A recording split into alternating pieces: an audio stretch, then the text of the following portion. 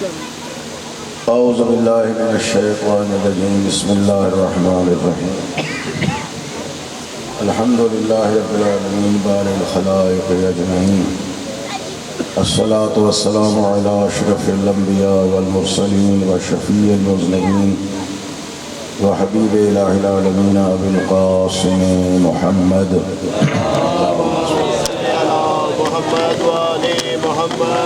وأهل بيته الطيبين الطاهرين المعصومين المظلومين ولعنة الله على أعدائهم أجمعين أما بعد فقد قال الله الحكيم بسم الله الرحمن الرحيم ونكتب ما قدموا وآثارهم وكل شيء أحصيناه في إمام مبين صلوات محمد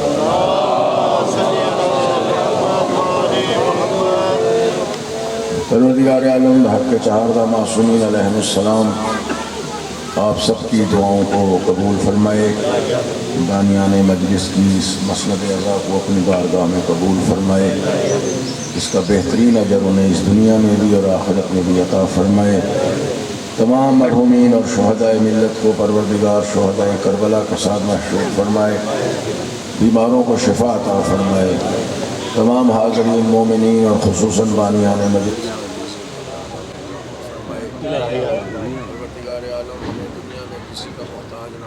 ہمارے آقا و مولا علیہ السلام کے ظہور تعظیم فرمائے اور ہم سب کو ان کی دعاؤں میں شامل فرمائے۔ بلند آواز سے صلوات اللہم صلی علی محمد و آل محمد۔ مومنین ماشاءاللہ کافی ہیں اور آواز صلوات کی جو ہے وہ کم ہے، جس کو صلوات آتی ہے وہ تو بلند سے آواز سے صلوات اللہم صلی علی محمد و کے سامنے سورہ مبارکہ یاسین کی ایک آیت کا حصہ تلاوت کرنے کا شرف حاصل ہے۔ ماشاءاللہ ماشاءاللہ۔ البتہ پوری آیت جو شروع ہو رہی ہے وہ یہ ہے کہ اِنَّا نَحْنُ نُحْيِي الْمَوْتَىٰ، کہ ہم قیامت کے دن سارے مرنے والوں کو زندہ کریں۔ تھوڑا تھوڑا نزدیک ہو جائے، بجلی کا پتہ نہیں ہے، تھوڑا تھوڑا نزدیک ہو جائے، ایک صلوات پڑھتے ہیں صلی اللہ محمد و آل محمد۔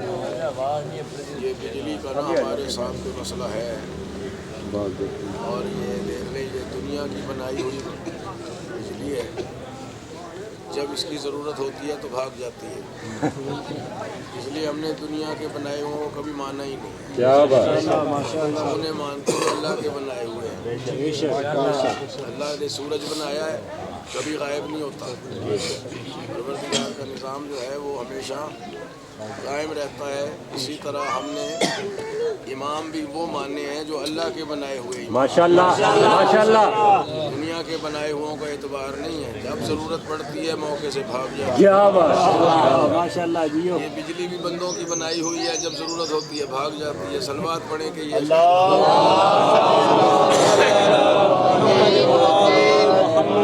توجہ فرما لیں تاکہ اہل بیت کی خدمت میں چند جملے۔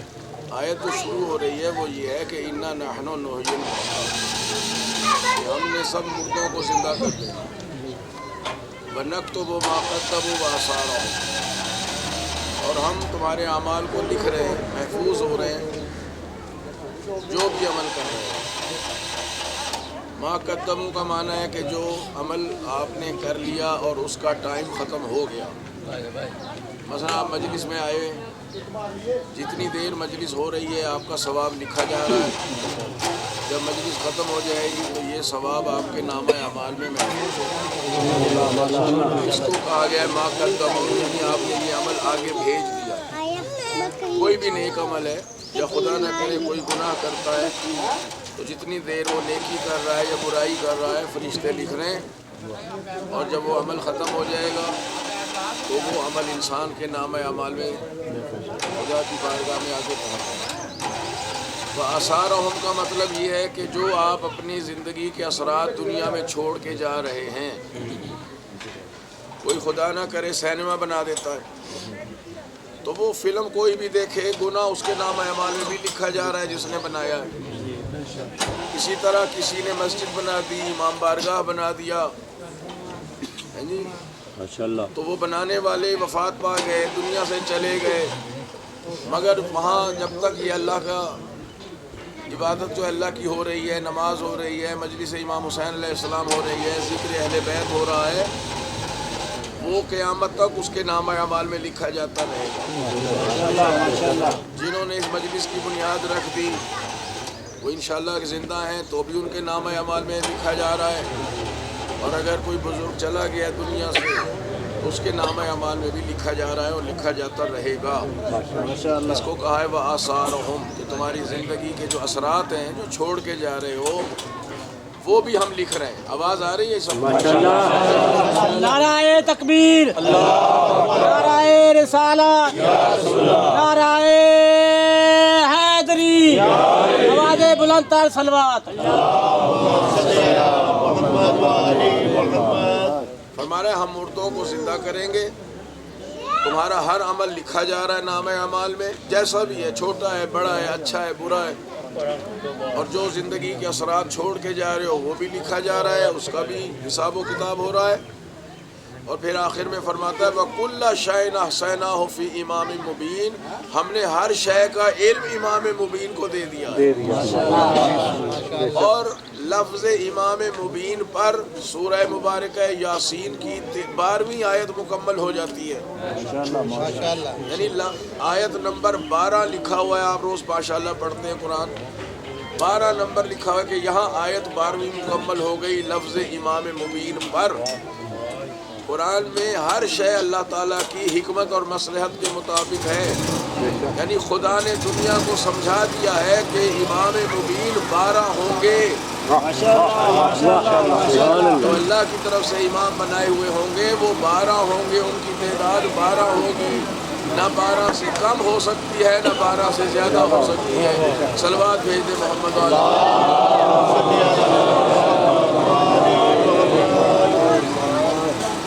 دیکھیے کہ شروع میں فرما رہا ہے کہ ہم تمام مرنے والوں کو زندہ کریں گے، قیامت میں سب نے زندہ ہو جانا، جو اس دن زندہ ہوں گے وہ بھی پہلے مریں گے پھر اللہ انہیں زندہ کرے گا۔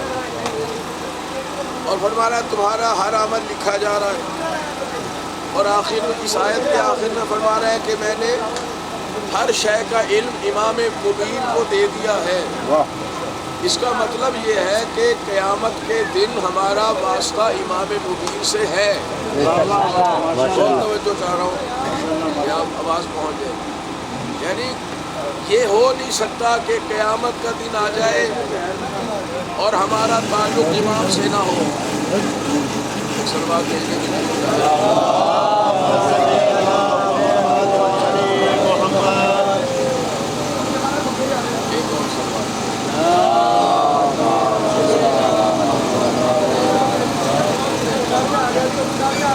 توجہ فرمائیں انشاءاللہ۔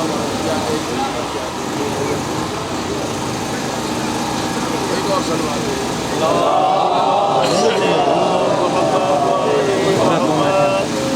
آپ توجہ ادھر رکھیں گے آپ کی بھی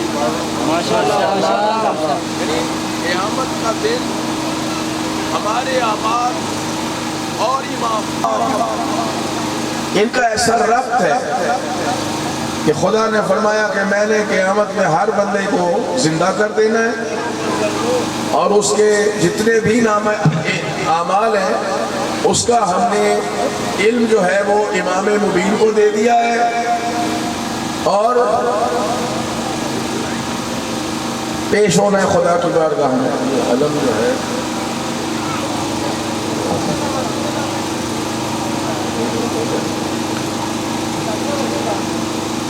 پھر دیکھ لیں کہ اِنَّا نَحْنُ نُحْيِي الْمَوْتَىٰ، ہم مردوں کو زندہ کریں گے، تمہارا ہر عمل لکھا جا رہا ہے، اور كُلَّ شَيْءٍ أَحْصَيْنَاهُ فِي إِمَامٍ مُبِينٍ، ہم نے ہر شے کا علم امام مبین کو دے دیا۔ تو اس کا مطلب یہ ہے کہ امام کے ساتھ تعلق ہے قیامت کا بھی اور ہمارے اعمال کا بھی، اور اسی چیز کو اللہ تعالیٰ نے سورہ بنی اسرائیل میں واضح کر کے فرمایا کہ یوم ندعو کل اناس بامامہم، ہم قیامت میں ہر انسان کو اس کے امام کے ساتھ بلائیں گے. یہ قرآن کریم کی آیت ہے, کوئی اس کا انکار نہیں کر سکتا. قرآن کریم کا ہر حرف اللہ تعالیٰ کی طرف سے آیا ہے. حدیث میں مسئلہ یہ ہوتا ہے, لوگ کہتے ہیں یہ حدیث ہمارے نزدیک ضعیف ہے, لیکن قرآن کی آیت کو کوئی ضعیف نہیں کہہ سکتا. خدا کیا کہہ رہا ہے کہ میں تمہیں کسی نبی کے ساتھ نہیں بلاؤں گا, رسول کے ساتھ نہیں بلاؤں گا.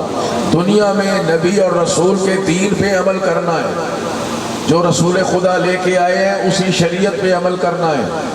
ساری زندگی اپنے نبی حضرت محمد مصطفیٰ صلی اللہ علیہ وآلہ وسلم کے احکام کے مطابق بسر کرنا ہے.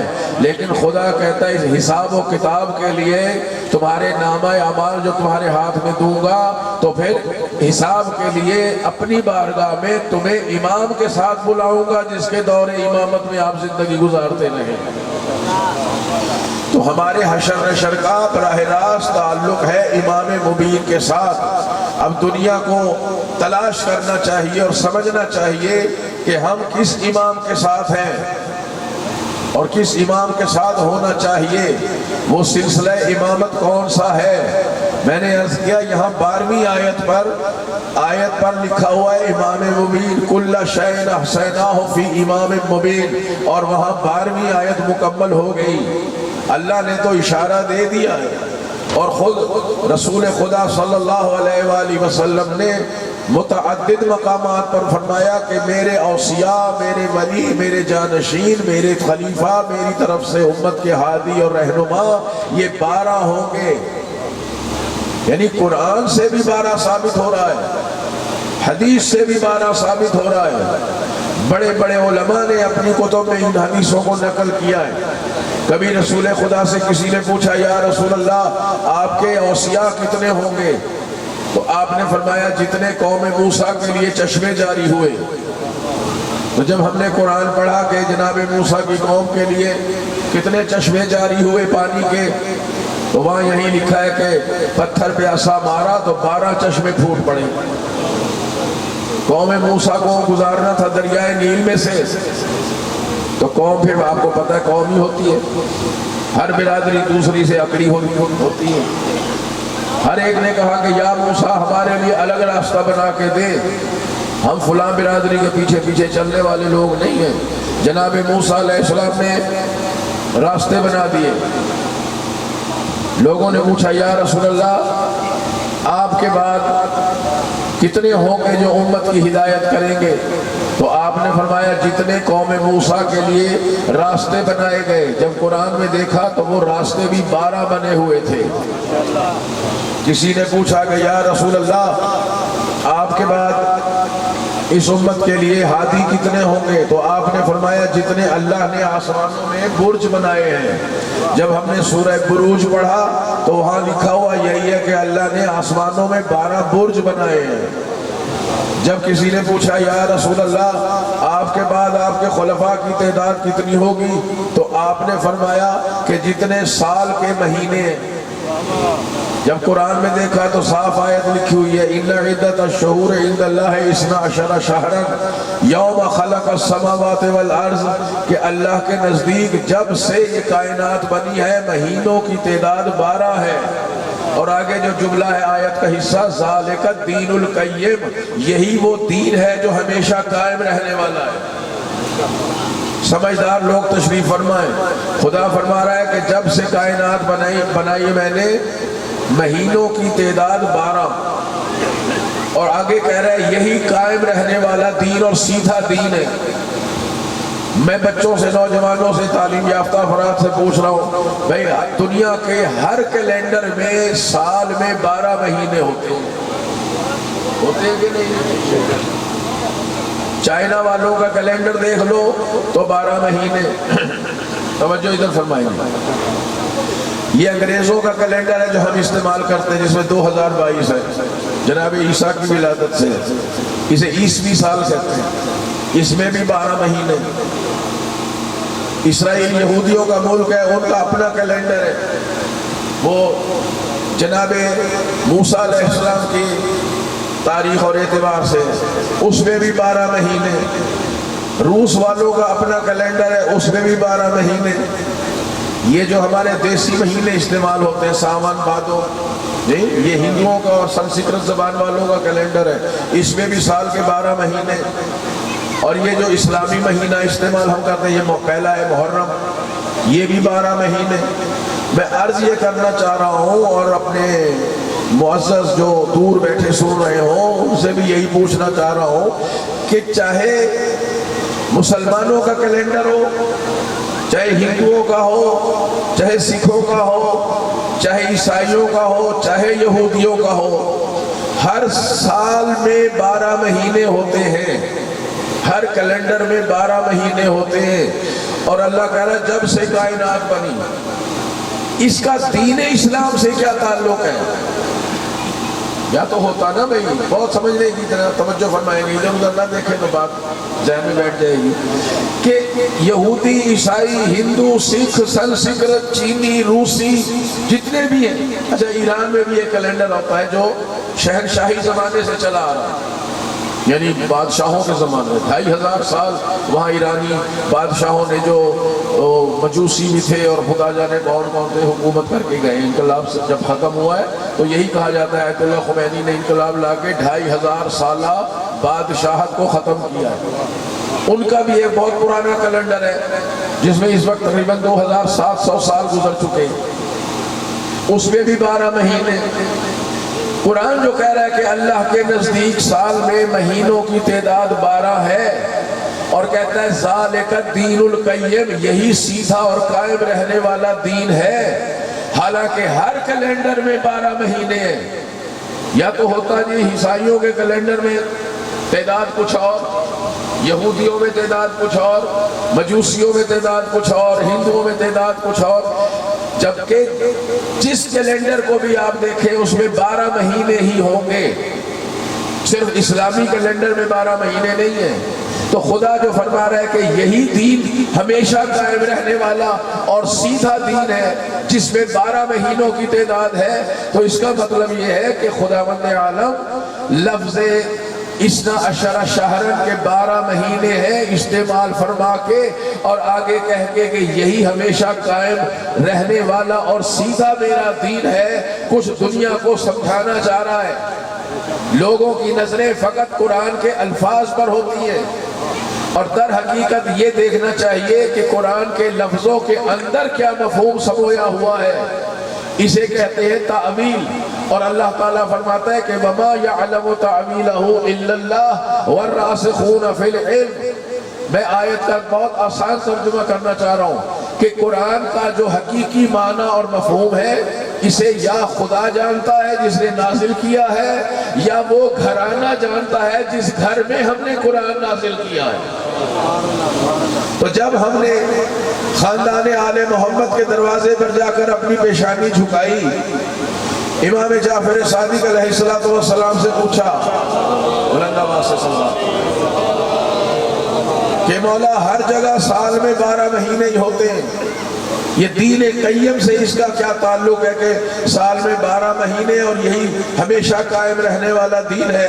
تو صادق آل محمد علیہ السلام نے ارشاد فرمایا کہ تم سمجھے نہیں ہو، یہاں سال کے 12 مہینوں سے مراد یہ والے مہینے نہیں ہیں، جنوری، فروری، محرم، صفر، یہ تو ہر کیلنڈر میں 12 ہے۔ دراصل اللہ بتا رہا ہے کہ میری طرف سے ہدایت کرنے والے ہمیشہ 12 امام ہوں گے، اور جس مذہب میں 12 امام ہیں یہی وہ دین ہے جو ہمیشہ قائم رہنے والا، اس لیے کہ ہر دور میں ایک امام موجود ہے۔ امام کا فریضہ دین کو قائم رکھنا ہے۔ بعض لوگ بیچارے یہ سمجھتے ہیں کہ ہم جو پیغمبر اکرم کے بعد 12 اماموں کا عقیدہ رکھتے ہیں، اس کو بعض لوگ یہ شک و شبہ میں مبتلا ہے کہ شاید ہم اپنے ائمہ کو نبی مانتے ہیں، معاذ اللہ۔ لوگوں نے کلپ بنا کے، لیکچر بنا کے، تقریریں جو ہیں وہ اپلوڈ کی ہوئی ہیں یوٹیوب پر اور فیس بک پر اور پتہ نہیں کہاں، کہ یہ شیعہ جو ہے نا یہ اپنے اماموں کو نبی مانتا ہے۔ بیچاروں کو سمجھ میں نہیں آیا بھائی، نبی تو اب آنا بند ہو گئے، ہم ختم نبوت پر ایمان رکھتے ہیں، کہ نبوت اور رسالت حضرت محمد مصطفیٰ پہ ختم ہو گئی ہے، ان کے بعد اب کوئی بھی نبی نہیں آ سکتا کسی بھی صورت میں، قرآن کے مطابق بھی، حدیث کے مطابق بھی، حالات و واقعات کے مطابق بھی، اور خود انسان کی عقل کا تقاضا بھی یہی ہے۔ دیکھیے کہیں بہت بڑے بڑے جلسے ہوتے ہیں، بہت بڑے بڑے جلسے ہوتے ہیں، پورے دن کے جلسے ہوتے ہیں، تو کیا ہوتا ہے، جو وہاں سب سے بڑا خطیب ہو وہ سب سے پہلے پڑھتا ہے یا سب سے آخر میں؟ جو چیف گیسٹ ہوتا ہے، مہمان خصوصی ہوتا ہے، یعنی بہت بڑا خطیب العصر ہو، اسے سب سے آخر میں پڑھوایا جاتا ہے کہ سارا مجمع ہی آپ کو سننے کے لیے آیا ہے، اگر آپ ہی پہلے سن کے چلے گئے تو یہ بیچارے چھوٹے چھوٹے خطیب جو ہیں انہیں کون سنے گا؟ ہر جگہ ایسے ہوتا ہے، اللہ کے نزدیک بھی ایسے ہے، اس نے پہلے چھوٹے چھوٹے نبی بھیجے، وہ ہمارے اعتبار سے بہت بڑے ہیں، لیکن ہمارے نبی کے سامنے تو چھوٹے چھوٹے ہیں نا۔ آپ جتنے مرضی چراغ جلا لیں، بلب جلا لیں، لائٹیں جلا لیں، 500 واٹ کے، 1000 واٹ کے بلب جلا لیں، یہ رات کے اندھیرے میں بڑی روشنی دیں گے، لیکن جب سورج نکلتا ہے تو سب ماند پڑ جاتے ہیں، کسی بلب کی روشنی نظر ہی نہیں آتی۔ آدم علیہ السلام سے لے کر جناب عیسیٰ تک یہ سارے نبی جو آئے ہیں یہ ایسے ہی ہیں جیسے بلب جل رہے ہیں، ٹیوبیں جل رہی ہیں، ہدایت کر رہے ہیں، روشنی دے رہے ہیں، لیکن جب نبوت کا آخری سورج حضرت محمد مصطفیٰ کا طلوع ہوا ہے تو آدم سے عیسیٰ تک ہمیں امتی نظر آئے ہیں۔ اس لیے کہ یہ مسلم ہے قرآن کی آیت سے بھی اور رسول پاک کے فرمان سے بھی کہ یہ سارے نبی اس وقت ان کو نبوت ملی جب انہوں نے ہمارے نبی محمد مصطفیٰ کی نبوت کا کلمہ پڑھا۔ تو عقلی طور پر بھی، قرآن کے طور پر بھی، حدیث کے اعتبار سے بھی، حالات و واقعات کے اعتبار سے بھی سرکار دو عالم پر نبوت ختم ہو گئی ہے، اب ان کے بعد کوئی نبی نہیں آ سکتا۔ کیسے آئے؟ کوئی جرات ہی نہیں کر سکتا۔ اور نبی اور رسول کی ضرورت اس وقت تک ہوتی ہے، بہت توجہ، جب تک اللہ نے انسانوں کے لیے زمین پر کوئی پیغام بھیجنا ہے۔ نبی آئیں گے، اللہ کا پیغام لیں گے، رسول آئیں گے، اللہ کا پیغام وصول کریں گے، لوگوں تک پہنچائیں گے، سارے دین کو پھیلائیں گے۔ تو کب تک آئیں گے نبی اور رسول؟ جب تک دین اور احکام بندوں کے لیے آنے ہوں گے، اور جہاں سارا دین مکمل ہو جائے تو انبیاء کے آنے کا مقصد پورا ہو گیا۔ دین پہنچانا تھا نا انبیاء نے دین پہنچایا، پہنچاتے رہے جب تک اللہ کے احکام اور پیغام آتے رہے۔ نبیوں کی ضرورت تھی، رسولوں کی ضرورت تھی، لیکن جس مقام پہ آ کے اللہ یہ کہہ دے کہ الیوم اکملت لکم دینکم، آج میں نے تمہارا دین مکمل کر دیا، تو پھر اس کے بعد تو جب دین ہی مکمل ہو گیا تو پھر کسی نبی کی ضرورت باقی نہیں ہے۔ اب ضرورت کس چیز کی ہے کہ ایک رہبر ہو، ایک ہادی ہو، ایک پیشوا ہو، ایک آگے آگے چلنے والا ہو جو امت کو اسی دین محمد پر قیامت تک لے کے چلتا رہے، جو پوری انسانیت کو آگے آگے چل کر دین مصطفیٰ پر لے کے جانے کا ذمہ وار ہے، اس کو امام کہا جاتا ہے۔ امام کا معنی ہوتا ہے پیشوا، آگے آگے چلنے والا۔ ہر مسجد میں ماشاءاللہ امام ہوتا ہے جی، چھوٹی چھوٹی مسجد ہے اس میں بھی امام ہے۔ لوگوں کو مسجد کا امام سمجھ میں آتا ہے، کائنات کا امام سمجھ میں نہیں آتا۔ ایک صاحب نے کلپ بنایا، وہ مکے میں رہتے ہیں، مکہ مکرمہ میں، توجہ فرمائیں، ان کا کلپ مل جائے گا آپ کو یوٹیوب پر۔ اور یہ شیعوں کے 12 امام کون سی مسجد کے امام ہیں بتائیں؟ انہوں نے کون سی مسجد میں نمازیں پڑھائیں؟ یہ مسجد کے امام تک محدود ہیں، یعنی سوچ اور فکر اتنی محدود ہے کہ مسجد کے امام سے باہر آ ہی نہیں سکتے۔ توجہ دیکھیں، امام مسجد جو ہوتا ہے نماز پڑھاتا ہے، ہماری مسجدوں کے پیش امام ہوتے ہیں، پیش نماز ہوتے ہیں، سب کی مسجدوں میں ہوتے ہیں، یہی خدا سمجھاتا ہے کہ جب ایک چھوٹی سی مسجد ہو اس کے لیے ایک رہنما کی ضرورت ہے جو آگے کھڑا ہو کے اپنے پیچھے کھڑے لوگوں کو نماز پڑھائے، تو یہ اتنی بڑی کائنات میں کیا امام کی ضرورت نہیں ہوگی جو پوری انسانیت کو دین محمد میں لے کے چلے؟ یعنی امامت کا انکار بھی کرتے ہیں اور خود مسجد میں امام بھی رکھتے ہیں اور امام بن بھی جاتے ہیں۔ اچھا، امام مسجد کا بڑا مقام ہے، بہت بڑا مقام ہے نماز پڑھانے والے کا، ٹھیک؟ اس کی آپ نے کرنی ہے اتباع اور اطاعت۔ گھبرا تو نہیں رہے گی؟ ماشاءاللہ نہیں، سادہ خشک باتیں ہوتی ہیں جی، تو لیکن اس کے اندر سے انشاءاللہ مفہوم کوئی نہ کوئی نکلے گا۔ مسجد میں جو امام جماعت ہے، پیش نماز بھی ہم کہتے ہیں، امام جماعت بھی کہتے ہیں، اس کے پیچھے چلنا ہے۔ اخلاقی طور پر تو اس کی عزت اور احترام ہر وقت کرنا چاہیے، اس کی بات ماننی چاہیے بھائی۔ الحمدللہ ہمارے ہاں تو امام جماعت ہونے کا جب تک سرٹیفکیٹ نہ مل جائے، وہ پڑھا لکھا نہ ہو اور عادل نہ ہو، سب سے بڑی شرط ہے کہ عادل ہونا چاہیے، گناہ نہ کرتا ہو، تو بہت شرائط ہے ہمارے ہاں۔ تو باقی دنیا میں ایسے ہی ہے، جو بھی آگے کھڑا ہو جائے وہ کہتے ہیں نماز جماعت سے پڑھو، جائے کوئی پڑھائے۔ میں نے ایسوں کو بھی دیکھا ہے اور ماشاءاللہ حج کے موقع پر بھی دیکھا ہے، وہاں دیکھا زیادہ تر کہ پینٹ کوٹ پہنا ہوا، ٹائی لگائی ہوئی ہے اور امام جماعت بن جاتا ہے۔ الحمدللہ ہمارے ہاں ایسا نہیں ہے، ہمارے ہاں جو ہے نا اس کا علم بھی ہو، اس کا عدل بھی ہو اور اس کا لباس بھی شرعی طور پر ایسا ہو جسے دین کرتا ہو۔ اللہ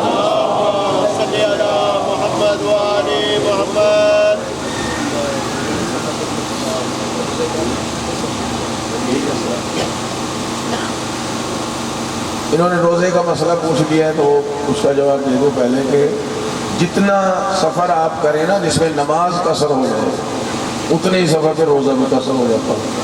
مثلا اگر آپ نے جانا ہے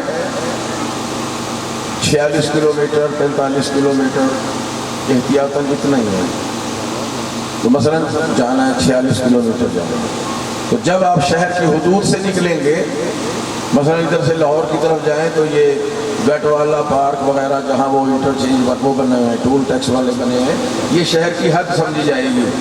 جب اس سے نکل جائیں گے اور جانا ہے ہمیں 46 کلومیٹر، تو نماز جو 4 رکعت والی ہے وہ 2 رکعت ہو جائے گی، اور ظہر سے پہلے اگر گئے ہیں تو روزہ ختم ہو جائے گا، ظہر کے بعد اگر جائیں گے تو روزہ پورا کرنا پڑے گا۔ امام صلوات بھیج دیں۔ تو میں یہ عرض کر رہا تھا کہ امام جماعت جو ہے مسجد میں جو نماز پڑھانے والے ہیں ان کا احترام کرنا چاہیے، لیکن ان کی جو اطاعت ہے وہ کتنی دیر کی واجب ہے؟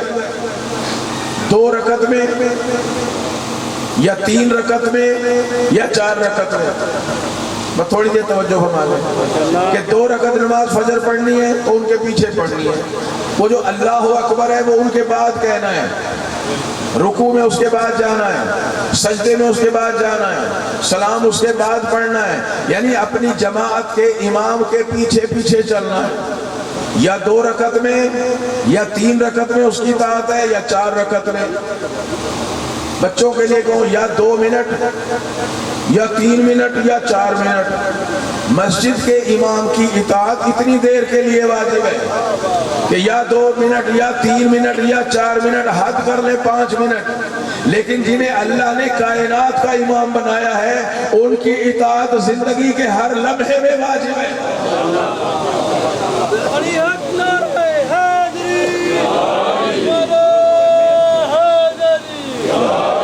اب یہ دنیا کو دیکھنا چاہیے کہ وہ امام ہیں کون جنہیں پوری کائنات کا اللہ نے امام بنایا ہے، اور رسول اللہ نے بتایا ہے کہ میرے بعد 12 ہوں گے۔ حضور نے ہر شے کی وضاحت کر دی اور فرما دیا کہ جو آخری ہوگا اس کا غیبت کا زمانہ بڑا لمبا ہوگا، اور جب تک وہ آ نہیں جائے گا قیامت نہیں آ سکتی۔ جس کے انتظار میں قیامت رکی ہوئی ہو ہمارے وہ امام ہیں۔ اب ساری دنیا منتظر ہے، ساری دنیا کہ 12ویں آئیں گے، 12ویں امام آئیں گے، تو ہم انہیں یہی کہتے ہیں نبی 12ویں امام کا انتظار کر رہے ہیں کہ جی وہ آئیں تو زمین کے معاملات ٹھیک ہوں، یہ جھگڑے فساد، یہ دہشت گردی، یہ مہنگائی، یہ کرپشن، یہ قتل و غارت، یہ جو کچھ بھی زمین پر فتنے فساد پھیلے ہیں وہ 12ویں آ کے ٹھیک کریں گے، ٹھیک کریں گے۔ صدیوں سے انتظار کر رہے ہیں اور وہ 12ویں آ نہیں رہے اور ابھی پتہ نہیں کب تشریف لائیں گے۔ تو ہم نے ان سے کہا دست بستہ کہ بھائی انتظار کیوں کر رہے ہو، 12ویں نے ٹھیک کرنا ہے نا آ کے، تو ایک 12واں بنا لو، سارے مل کے ایک 12واں بنا لیں کہ بھئی یہ امام ہے 12واں اور ہم یہ ہماری اقتداء کی پیشوائی کریں گے، رہبری کریں گے، ہم ان کے پیچھے پیچھے چلیں گے، زمین کا نظام ٹھیک ہو جائے گا، امن و امان قائم ہو جائے گا۔ ہر فرقے کا عالم یہی کہے گا کہ بھئی 12ویں کو خدا بھیجے گا، ہم نہیں بنا سکتے۔ ابھی تک بات سمجھ میں نہیں آئی، 12ویں کو خدا بھیجے اور پہلے کو آپ بنائیں۔ جب 12واں آئے گا، جب 12ویں کو خدا بھیجے گا آخری کو، تو پہلا کون آئے گا، کون بھیجے گا؟ دنیا کو یہ بات سمجھ میں نہیں آتی۔ اور جب ہم پوچھتے ہیں کہ 12ویں سے پہلے تو ضروری ہے کہ 11 کا پتہ ہو۔ دیکھیے ہمارا ایمان ہے کہ اللہ نے 1,24,000 نبی بھیجے، ٹھیک، یہی نبوت کا عقیدہ ہے ہمارا اصول دین میں۔ اچھا کسی کو نام آتے ہیں 1,24,000 کے؟ دنیا میں کسی کو نہیں آتے، آج ہی نہیں، حضور کے زمانے میں بھی کسی کو نہیں آتے تھے، اور حضور نے بھی نام نہیں بتائے، بس یہی کہا کہ بھائی 1,24,000 انبیاء آئے ہیں اور آخری میں پہلا آدم تھا، آخری میں۔ یہی ایمان رکھنا واجب ہے، صرف اتنا ایمان رکھنا واجب ہے کہ اللہ نے ہمارے لیے، انسانوں کے لیے اتنے نبی بھیجے، آدم سے شروع کیے جناب خاتم پہ لا کے ختم کر دیا۔ کہاں کہاں آئے پتہ نہیں ہے، کس کس امت کے لیے آئے پتہ نہیں ہے، کب دنیا میں آئے کب چلے گئے کوئی پتہ نہیں، کس کا کیا دین و مذہب تھا ہمیں کچھ پتہ نہیں ہے۔ لیکن اگر ایک کا بھی انکار کیا، سرکار دو عالم پر ہم مرے جا رہے ہیں، قربان ہو رہے ہیں، صدقے یا رسول اللہ، ایمان ہے ہمارا، لیکن اگر ایک نبی کا بھی انکار کیا، کسی نے یہ کہہ دیا جی 1,24,000 نہیں، 1,23,999 آئے تھے جن میں پہلے آدم آخری حضور، ایک کا انکار کیا ہے نا، اور ان میں سے نہیں کیا کسی کا انکار جن کا نام قرآن میں آیا ہے، کسی انجان نبی کا جسے ہم جانتے بھی نہیں، اگر ایک کا بھی انکار کیا تو حضور پر ایمان لانے کا کوئی فائدہ نہیں ہوگا، بندہ مسلمان نہیں کہلائے گا۔ اسی طرح 12ویں کو مان رہے ہیں کہ امام مہدی آئیں گے، بھئی پہلے 11 کون سے ہیں؟ اگر ان میں سے کسی ایک کا بھی انکار کیا تو 12ویں کو ماننے کا فائدہ نہیں ہوگا۔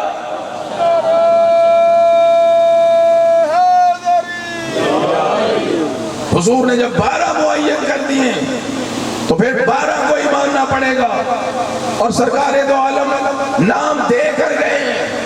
میں نے عرض کیا کہ نبی اس وقت تک آئیں گے جب تک خدا کی طرف سے دین آتا رہے گا، اور جب دین مکمل ہو جائے گا اور اللہ خود سند دے دے کہ آج تمہارا دین مکمل ہو گیا، یہ آیت تو سب کو یاد ہے نا، الیوم اکملت لکم دینکم، آج تمہارا دین مکمل ہو گیا۔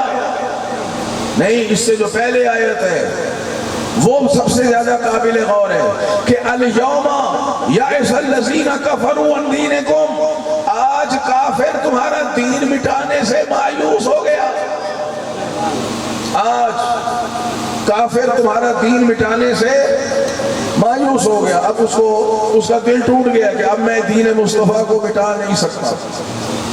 الیوم اکملت لکم دینکم، آج تمہارا دین ہم نے مکمل کر دیا۔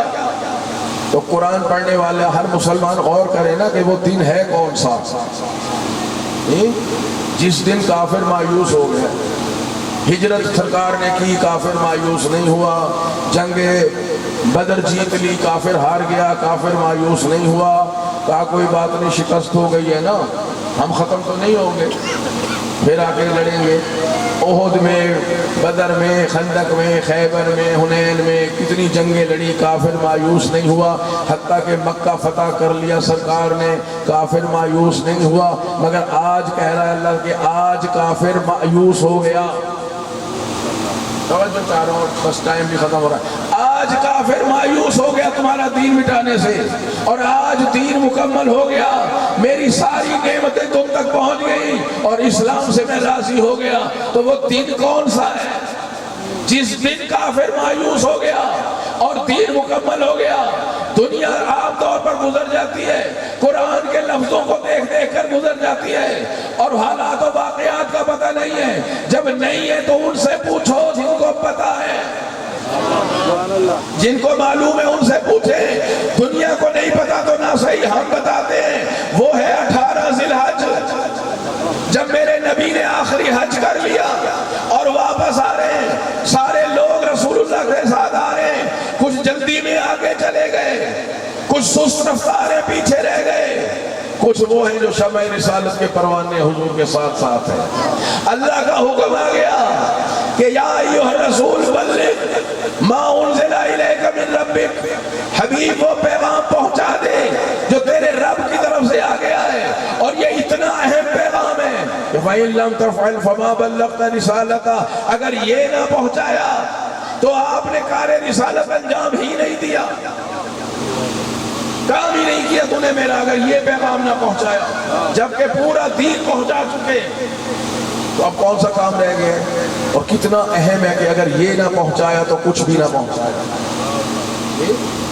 کتنا اہم ہے۔ تو فوراً سرکار نے کہا کہ سب کو روک لو، جو آگے چلے گئے انہیں واپس بلاؤ، جو پیچھے رہ گئے ان کے آنے کا انتظار کرو اور کہو جلدی جلدی آئیں۔ اور جب سب جمع ہو گئے تو کہا میرے لیے ممبر بنایا جائے۔ کہا یا رسول اللہ یہ جنگل میں ممبر کہاں سے آئے گا؟ پہلے بتاتے تو ہم ممبر ساتھ ہی لے آتے، کوئی سامان لے آتے، اب ہمارے پاس تو ممبر بنانے کا سامان بھی نہیں ہے، وہ آریاں کہاں سے لائیں، ہتھوڑیاں کہاں سے لائیں، کیلے کہاں سے لائیں؟ ہم تو حج کرنے آئے تھے، کوئی لکڑی کا کام کرنے تو نہیں آئے تھے، کیسے بنائیں؟ حضور نے کہا میں بتاتا ہوں تم بناتے جاؤ، یعنی بتا دیا جب میرے بغیر تم ممبر نہیں بنا سکتے تو ممبر پر بیٹھنے والا کیسے بنا سکتے ہو؟ اور پھر حضور نے بتایا کہ اپنے اپنے اونٹوں پر سے پالان شتر یہاں رکھتے چلے، پالان شتر اونٹوں کے کچاوے رکھوائے، اتنا بلند ممبر بنایا کہ کم از کم 1.25 لاکھ افراد کی تعداد تھی۔ یہ 1.25 لاکھ آدمی کہنے کو آسان ہے، سارے حاجی نمازی، بڑے مقدس لوگ، بڑے محترم لوگ، اور حضور نے اس پر کھڑے ہو کر خطاب فرمایا۔ اور دیکھیں 2 باتیں بڑی عجیب ہیں، ایک تو ممبر بڑا عجیب ہے، توجہ ہے آپ سب کی؟ اچھا عرب لوگ جو تھے نا، یہ کہیں جا کے کوئی پیغام دینا ہوتا تھا تو اپنے گھوڑے پر بیٹھ کے بھی دے دیتے تھے، جیسے خود سرکار امیر المومنین نے سورہ توبہ کی جب تبلیغ جا کے کی ہے، انہیں مشرکوں کو خانہ کعبہ کے سامنے تو گھوڑے پر بیٹھے بیٹھے اونٹ پر بیٹھ کے بھی گفتگو کر لیتے ہیں، مگر سرکار نے ممبر ہی عجیب بنوایا، پالان شتر۔ اچھا اب ہر کام میں کئی مصلحتیں ہوتی ہیں نا، ایک مصلحت ہوتی ہے، ممکن ہے یہ ہو کہ بھئی یہ ماشاءاللہ جلدی میں حج کے بعد نا، ہمارا تجربہ ہے حج کے بعد حاجی کا مکے میں بھی دل نہیں لگتا، جلدی سے گھر پہنچ، یہ جلدی میں لوگ ہیں۔ اب مثلا 5-7 بندے آئے ہوئے ہیں، ان کے پاس موٹر سائیکلیں ہیں، گاڑیاں ہیں، مجھے پتا ہو کہ بھئی یہ جلدی نہ نکل جائیں، مجلس ختم ہونے سے پہلے میں انہیں کہوں بھائی اپنی اپنی موٹر سائیکلوں کی چابیاں یہاں رکھ دیں۔ اب وہ چابیاں میرے پاس آ گئی نا تو جا تو نہیں سکتے جب تک میں چابیاں نہ دے دوں، تو حضور نے بھی سب کی چابیاں رکھوا لی کہ اپنے اپنے اونٹ کا پالان یہاں لا کے رکھ دو۔ تو ایک تو عجیب بات یہ کہ پالان شتر یہاں ہیں، اونٹوں کے کچاوے یہاں ہیں، اب یہ جا نہیں سکتے، اور یہ یاد رکھیں گے کہ ہمارے اونٹ کا کچاوا لے لیا تھا۔ اور دوسرا نیا کام رسول اللہ نے یہ کیا کہ مدینے کے ممبر پر خود اکیلے ممبر پہ جاتے تھے، مگر غدیر کے ممبر پر اپنے بھائی علی کو بھی ساتھ لے کر گئے، اور سارا دین دوبارہ ریپیٹ کیا، ساری باتیں پہنچا کے میرے نبی نے فرمایا، بڑا طویل خطبہ ہے کہ اللہ کا حکم آیا ہے کہ تو نے دین تو پہنچا دیا، لیکن اگر یہ پیغام نہ پہنچایا تو تو نے میرے دین کا کوئی کام نہیں کیا۔ اب وہ پیغام پہنچا رہا ہوں جس کو پہنچانا میرے اوپر ہر پیغام سے زیادہ واجب ہے۔ کہا یا رسول اللہ وہ کون تو آپ نے فرمایا پہلے یہ بتاؤ میں تمہاری زندگیوں پر تم سے زیادہ اختیار رکھتا ہوں یا نہیں؟ آپ کو مجھے اپنی زندگی پر اختیار نہیں ہے، اسی لیے خودکشی حرام۔ لیکن اگر نبی کہہ دیں کہ اپنی گردن کاٹ کے میرے قدموں میں ڈال دو تو گردن کاٹنا واجب ہو جائے گا اور یہ کہلائے گا شہادت۔ اسے کہتے ہیں کہ آیا تمہاری زندگیوں پر میرا حق زیادہ ہے یا نہیں؟ جس کا حق زیادہ ہو اسے عربی میں اولا کہتے ہیں۔ قرآن نے پہلے ہی کہا کہ نبی اولا ہے، سارے مومنین کی زندگیوں پر اختیار رکھتا ہے۔ نبی نے پوچھا یہ بتاؤ میں تمہاری زندگیوں پر، توجہ فرمائے بھائی آ رہے ہیں مومنین، صلوات بھیج دیں۔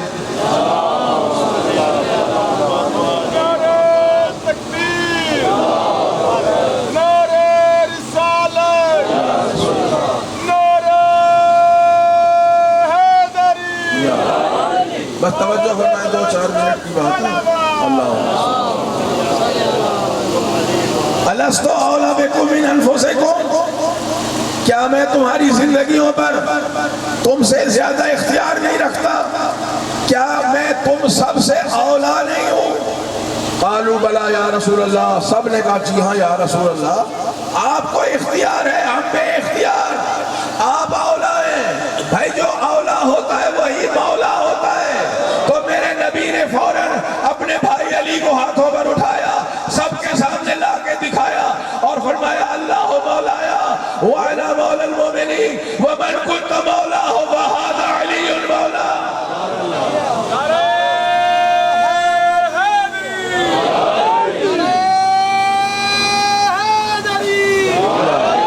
کسی نے اس کا انکار نہیں کیا کہ اللہ میرا مولا ہے، میں مومنوں کا مولا ہوں۔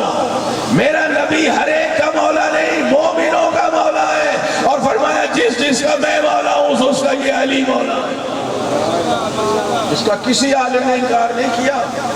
ہمارے بہت بڑے عالم گزرے ہیں، علامہ امینی، انہوں نے الغدیر کے نام سے کتاب لکھی ہے، اردو میں بھی ہے، نیٹ پہ بھی مل جاتی ہے، ڈاؤن لوڈ کریں اور بچے پڑھیں۔ اس میں انہوں نے چونکہ مولا کے نام کا عدد ہے 110، لہذا انہوں نے 110 راویوں سے یہ حدیث نقل کی ہے غدیر والی، ٹھیک ہے؟ اس سے زیادہ راوی، سب سے زیادہ راوی یعنی بیان کرنے والوں کی تعداد اس حدیث غدیر کی ہے، اس سے زیادہ کسی حدیث کے راوی کو تعداد نہیں ملتی جتنی غدیر کی روایت کے مطابق ملتی ہے۔ من کن تو مولا ہوں۔ اور پھر سرکار دو عالم نے کیا فرمایا؟ اللہم والے من والا ہو، پروردگار تو اس سے محبت کر جو علی سے محبت کرے، وعاد من آدھا ہو، تو اس سے دشمنی کر جو علی سے دشمنی کرے، وانصر من نصرہ، پروردگار تو اس کی مدد کر جو علی کے ساتھ ساتھ رہے، واخذل من خذلہ، اور تو اسے چھوڑ دے جو علی کو چھوڑ کے چلا جائے۔ اب بتائیں نبی کی دعا قبول ہوتی ہے یا نہیں؟ نبی کی نہ قبول ہو تو پھر کس کی ہوگی؟ تو اب ثابت ہو گیا نا کہ اللہ ہر ایک سے محبت نہیں کرتا، اللہ فقط اس سے محبت کرتا ہے جو علی سے محبت کرے۔ اللہ اس سے دشمنی کرتا ہے جو علی کا دشمن ہے، اللہ اس کی مدد کرتا ہے جو علی کے ساتھ ساتھ رہے، اور جو علی کو چھوڑ دے خدا بھی اسے چھوڑ دیتا ہے۔ بس میرے عزیزوں، میرے محترموں، میں نے آپ کا بہت ٹائم لیا، ہم صرف مجالس میں اتنا ہی پڑھتے ہیں، ٹھیک ہے، کیونکہ مقصد یہی ہوتا ہے، لیکن خطبہ اس سے آگے ہے، جس کی وجہ سے اللہ کہہ رہا ہے آج کافر مایوس ہو گیا۔ بھائی کافر مایوس نہیں ہو رہا تھا کہ محمد جب تک زندہ ہیں، دین ہے، آخر انہوں نے فوت ہو جانا ہے، پردہ پوشی کر لینی ہے، تو پھر دین مٹا دیں گے۔ اب حضور نے کہہ دیا جس کا میں مولا ہوں اس کا علی مولا ہے۔ اب بھائی لوگوں نے ویسے بھی تو دل سے زبان سے تو کہہ دیا بخیر بخیر، لیکن دل میں یہی ہوگا کہ یہ بھی تو چلے جائیں گے، جب محمد چلے جائیں گے تو یہ بھی چلے جائیں گے، نہیں جائیں گے تو ہم شہید کر دیں گے، اس کے بعد دین مٹا دیں گے۔ لیکن میرے نبی نے اہتمام کیا اور فرمایا لوگوں یاد رکھنا، یہ خطبہ غدیر ہے، یاد رکھنا میرے بعد میں یہ میرا بھائی علی میرے دین کا محافظ ہے، اور علی کے بعد حسن اس کا بیٹا محافظ ہوگا، حسن کے بعد حسین ہوگا، 12ویں آقا تک نام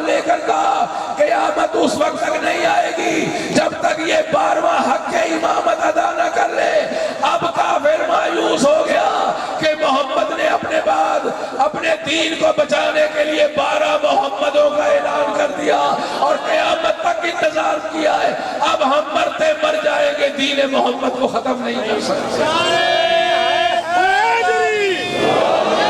اسی کو اللہ نے فرمایا ہے کہ یہی دین قائم ہے.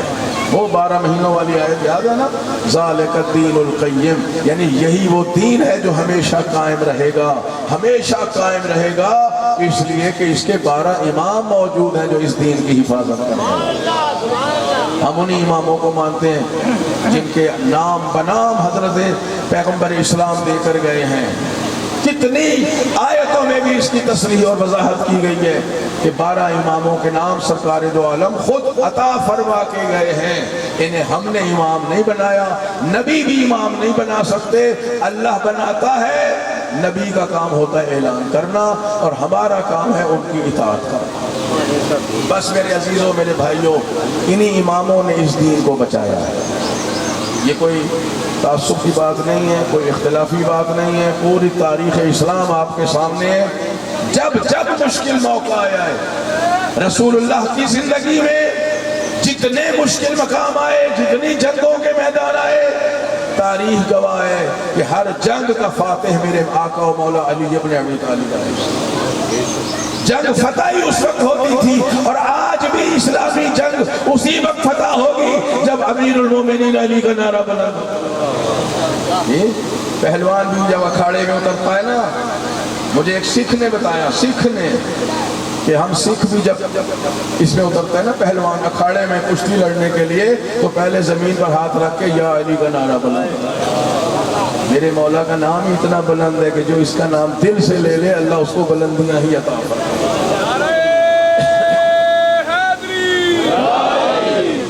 کون سا میدان ہے جو علی نے فتح نہیں کیا؟ رسول اللہ کی رحلت کے بعد بھی جہاں اسلام پر مشکل وقت آیا ہے میرے مولا نے جا کر سنبھالا. صفین ہو، جمل ہو، نہروان ہو، میرے مولا نے جا کر. اس کے بعد امام حسن علیہ السلام نے مشکل ترین وقت میں اپنے نانا کے دین کو بچایا ہے. دیکھیے، دین بچانا صرف تلوار سے نہیں ہوتا. پیغمبر اسلام نے عیسائیوں کے مقابلے میں دین کو اپنے کردار سے بچایا ہے مباہلہ میں جا کر. اور 4 ہستیاں اپنے پنجتن پاک نے جا کے کردار سے اسلام کو بچایا ہے. اسی طرح امام حسن مجتبیٰ نے صلح کر کے اپنے کردار سے اسلام کو بچایا. مگر یزید چونکہ فوج بھیج رہا ہے، حملہ کر رہا ہے امام حسین علیہ السلام پر، تو پھر یہاں جنگ ہوگی اور جنگ کے ذریعے سے سید الشہداء پر یزید نے جو حملہ کرایا ہے، امام حسین کسی کی زمین پہ نہیں اترے. امام حسین علیہ السلام نے پہلے زمین خریدی ہے، پھر گھوڑے سے اترے اور اپنی زمین پہ آپ نے قدم رکھا جس زمین کے امام حسین خود مالک تھے. بس عزادارو، یہ دن عزاداری کے دن ہے. کربلا کی جنگ ہوئی، کتنی شدید جنگ، نہ اس سے پہلے کبھی ہوئی نہ اس کے بعد کبھی ہو سکتی. اور امام حسین علیہ السلام نے اپنے نانا کے دین کو بچانے کے لیے اپنا سب کچھ قربان کیا. کون ایسی قربانی دے سکتا ہے کہ جتنے ساتھی آئے ہیں سب کو قربان کیا، جتنے رشتہ دار آئے ہیں سب کو قربان کیا، اور اس دین کے لیے علی اکبر جیسے ہم شکل پیغمبر کو قربان کر دیا. اس دین کے لیے ہم شکل امام حسن جیسے اپنے بھتیجے شہزادہ قاسم کی لاش کے ٹکڑوں کو چونا ہے. اس دین کے لیے آپ نے اپنے بھانجے اون و محمد قربان کر دیے. اس دین کے لیے آپ نے اپنے 6 ماہ کا بچہ قربان کر دیا. دنیا غور کرے ہم کن کے لیے آنسو بہاتے ہیں. 2 لوگ کہتے ہیں جی شہزادوں کی جنگ تھی. شہزادوں کی جنگ میں کوئی شہزادہ اپنے 6 ماہ کے بیٹے کو قربان نہیں کرتا. یہ حسین ابن علی نے اپنے نانا کے اسلام اور دین کو بچانے کے لیے قربانی دی ہے. یزیدیت کو مٹانے کے لیے قربانی دی ہے کہ اگر اس کے لیے 6 ماہ کے بچے کے خون کی ضرورت ہے تو حسین وہ بھی قربان کرنے کو تیار ہے. اور عزیزو، اس دین کے لیے میرے آقا و مولا نے اپنے بھائی حضرت ابوالفضل العباس کے بازوؤں کی قربانی دی ہے. اس دین کے لیے خود آقا حسین نے اپنی قربانی دی ہے. اور اس دین کے لیے سب سے بڑھ کر علی کی بیٹیوں کی چادروں کی قربانی دی ہے۔ خدا کی قسم، بس چونکہ علم حضرت عباس کو آپ کے سامنے زیارت کے لیے لایا جائے گا، اس لیے 2 جملے صرف جناب عباس کے لیے عرض کر رہا ہوں۔ کتنے عظیم ہے حضرت عباس، ہر جنگ میں مولا علی کے ہاتھ میں علم ہوتا تھا، مگر مولا کا لقب علمدار نہیں ہے۔ جناب غازی عباس نے کربلا کی جنگ میں روز عاشور چند گھنٹوں کے لیے علم اٹھایا ہے، مگر قیامت تک کے لیے عباس علمدار کہلا رہے ہیں۔ اور لفظ با وفا جڑ گیا ہے حضرت عباس کے ساتھ۔ آپ جب بھی کہیں گے با وفا، فوراً زبان پہ حضرت عباس کا اس میں گرامی آئے گا۔ کیا وفا دکھائی ہے، خود 3 دن کے پیاسے ہیں، خود 3 دن کے پیاسے ہیں، اور ہر شہید سے پہلے آگے کہتے ہیں مولا مجھے شہادت کی اجازت دے۔ مولا فرماتے ہیں تم تو علمدار ہو، تم تو سالار لشکر ہو، سالار لشکر نہیں جایا کرتا۔ جب سب شہید ہو گئے تو آ کے عرض کرتے ہیں مولا اب تو مجھے اجازت دے دیں۔ مولا نے پھر وہی فرمایا عباس تم تو لشکر کے سالار ہو۔ جناب عباس ادھر ادھر دیکھ کے عرض کرتے ہیں مولا وہ لشکر کہاں گیا جس کا مجھے سب خدا کے حضور میں شہادت کے لیے پہنچ گئے؟ تو شاید مولا نے فرمایا ہو، بلکہ یقیناً فرمایا ہوگا عباس آہستہ بولو، اس لشکر میں میری بہن زینب بھی ہے، ام کلثوم بھی ہے، رباب اور سکینہ بھی ہے، تمہاری وجہ سے ان کے دلوں کو ڈھارس ہے کہ ہمارے پردوں کا محافظ موجود ہے۔ لیکن آخر شہید ہونا تھا، امام نے آخر یہی فرمایا عباس اگر ہو سکے تو بچوں کے لیے پانی کا اہتمام کرو، بس یہی فرمایا۔ علماء فرماتے ہیں حکم نہیں دیا، اگر امام فرماتے عباس پانی لایا جائے تو دنیا کی کوئی طاقت روک نہیں سکتی تھی، عباس پھر پانی لے کر آتے، مگر امام نے فرمایا تھا عباس اگر ہو سکے تو بچوں کے لیے پانی کا اہتمام کرو۔ جناب عباس گھوڑا بڑھاتے ہوئے دریا پہ جا کے داخل ہوئے اور اپنا مشکیزہ بھرا اور دنیا کو بتا رہے ہیں کہ کوئی طاقت مجھے روک نہیں سکتی ہے۔ 4000 کا لشکر کھڑا تھا راستہ روکنے کے لیے، جب انہوں نے علی کے شیر کو آتے دیکھا سب گیدڑوں کی طرح بھاگ کے ایک طرف ہو گئے۔ جناب عباس نے دریا سے اپنا مشکیزہ بھرا اور ہاتھوں میں پانی اٹھا کے دنیا کو دکھا رہے ہیں کہ یہ ہے میری وفا، پی سکتا ہوں کوئی روک نہیں سکتا، مگر نہیں پیوں گا کیونکہ میرے آقا حسین اور ان کے بچے پیاسے۔ جب مشکیزے میں پانی لے کر نکلے تو عمر ابن سعد نے آواز دی کہ خبردار حسین کے خیمے میں پانی کا ایک قطرہ بھی نہ جانے دینا، اگر حسین نے پانی کا ایک گھونٹ بھی پی لیا تو ہم جنگ جیت نہیں سکیں گے۔ بس ہر طرف سے حملے شروع ہوئے۔ عباس کے تو ایک ہاتھ میں مشق ہے، ایک ہاتھ میں علم ہے، تلوار مولا نے اپنے پاس رکھ لی تھی، اب تو ڈھال سے اپنا دفاع بھی نہیں کر سکتے، بس ازادار و تیر چل رہے ہیں، مگر جناب عباس اس پانی کو بچا رہے ہیں کہ کسی طرح سکینہ اور اصغر کے لیے یہ پانی پہنچا دوں۔ ایک ملعون نے بازو کاٹ دیا، مولا عباس نے وہ مشکیزہ اپنے منہ اقدس میں لے لیا، ایک دوسرے ملعون نے آ کے دوسرا بازو کاٹ دیا، مولا اس مشکیزے کے اوپر جھک گئے اور مشک کو بچا رہے ہیں، مگر آخر کب تک؟ ایک تیر جو مشک میں لگا ادھر سے پانی بہنے لگا، ادھر سے عباس کی روح پرواز کرنے لگی، ایک ملعون نے سر میں گرز مارا، علی کا شیر گھوڑے پر سنبھل نہ سکے، جب زمین پر آئے مولا کو آخری سلام کیا، میرے مولا نے فرمایا عباس تیرے بعد میری قبر ٹوٹ گئی اور عباس میرے جینے کی آس ختم ہو گئی۔ اب کہتے ہیں گرد و غبار بلند تھا، مولا وہاں سے چلے، حمید کہتا ہے میں بھی ساتھ ساتھ چلا، مولا نے عباس کے بازوؤں کو اٹھایا، مولا عباس کے سرانے آئے، بس آخری جملے 2 منٹ کا سماعت فرما لیں۔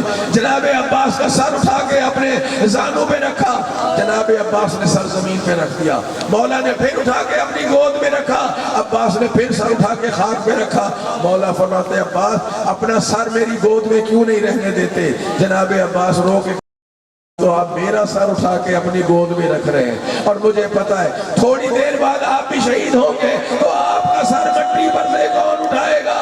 بس عزادارو مولا عباس جانتے ہیں کہ مولا حسین نے صبح سے جنازے اٹھائے ہیں، میرے بھائی تھک گئے ہیں، ان سے میرا جنازہ اٹھایا نہیں جائے گا، لہذا وصیت کی، مولا سکینہ سے وعدہ کیا تھا کہ پانی لے کر آؤں گا، اگر پانی نہیں لے جا سکتا تو پھر میرا جنازہ بھی خیمے میں نہ لے کر جائیے۔ عباس چلے گئے دنیا سے، مولا نے وہی خالی مشکیزہ اٹھایا، عباس کا علم اٹھایا، چھوٹے چھوٹے بچے دیکھ رہے ہیں، شہزادی سکینہ کہہ رہی ہے بچوں وہ میرے چچا کا علم آ رہا ہے، میرے چچا پانی لا رہے ہیں، سب سے پہلے تمہیں پانی پلاؤں گی۔ مگر اللہ جانے بچے کس طرح تڑپ گئے ہوں گے کہ خالی علم آیا ہے مگر چچا عباس علمدار تشریف نہیں لایا۔